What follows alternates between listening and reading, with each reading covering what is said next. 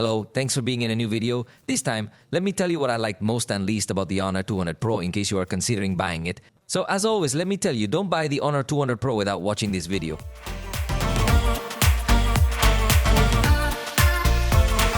Because consider its launch price, which in Mexico has been 19,999 pesos. On screen, you see the reference price in dollars. But it is definitely an exaggeratedly high price, where it puts it to compete with the high end, and that will make it have several points. But remember that this will be a brief summary. I have available the full video review on my channel, so you can know it in much more detail. Let's start with what I like the most. It has infrared to work as a universal remote control. In this high-end range is usually something that many manufacturers do not place, so you have to thank this incorporation. The screen has a maximum peak brightness of 4000 nits.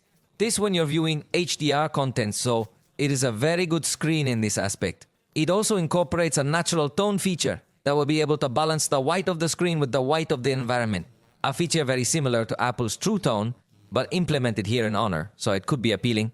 It also has a good level of stabilization in video recording, activating the special mode and portrait recording mode. It is advanced enough because if you keep some objects in focus, something that is uncommon, it also integrates an option called Smart Rotation that will prevent the screen from accidentally rotating but is always watching the orientation of your face. It also integrates air gestures that allow you to control the device through your hands in front of the camera, and it really does work well, unlike other devices that try to integrate similar things but don't work. At the security level, you will also notice that it has several options such as the safe, application lock, private space, even an antivirus in collaboration with TrustLook. So in this sense, it seems to me that it does give a very safe and private experience to its users. The battery is 5200 milliamperes, and if they give a good autonomy in practical life, in our test came out above average in several things.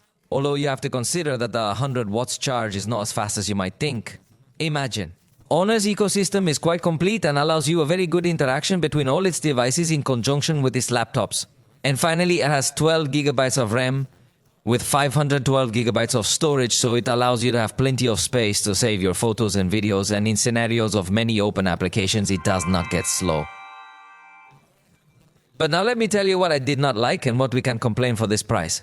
It integrates plastic frames. This gives the feeling of being a much cheaper and cheaper device than it really is. In addition, it does not integrate Gorilla Glass or Honor Shield Glass or any special protection that we see even in cheaper Honor devices. So if we see it on cheaper ones, we should demand it on more expensive devices. Its water resistance level is just IP65.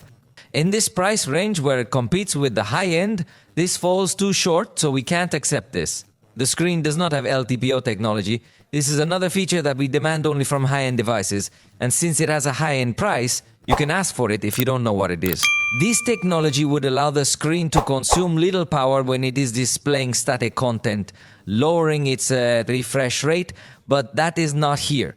It also does not have the extra dimming option to have a more comfortable viewing with low light on the camera. You will notice that the burst is a bit slow and takes more than a second to start. Its screen recording is only in HD, so if you wanted to record gameplays or advanced tutorials, in this case, the level of detail is too low. Backlit selfies, you will notice that they are not well balanced.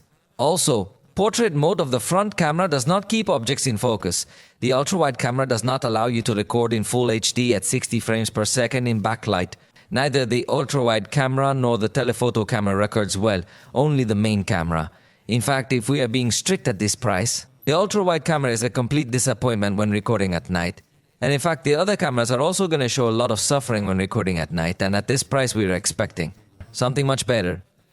The telephoto camera has a color management very different from the rest and therefore does not give a very homogeneous feeling between the cameras, and it is very noticeable when changing lenses. The front camera has fixed focus, something we can't accept in this price range.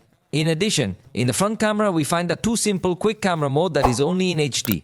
And finally, it integrates a virtual proximity sensor, so you might have some inconsistencies with this sensor when making calls or listening to WhatsApp audios or similar actions. But if you already bought it, let me know in the comments your opinion. For the moment, we have reached the end of this video. If you liked it, you know you can indicate it, and we'll see you next time.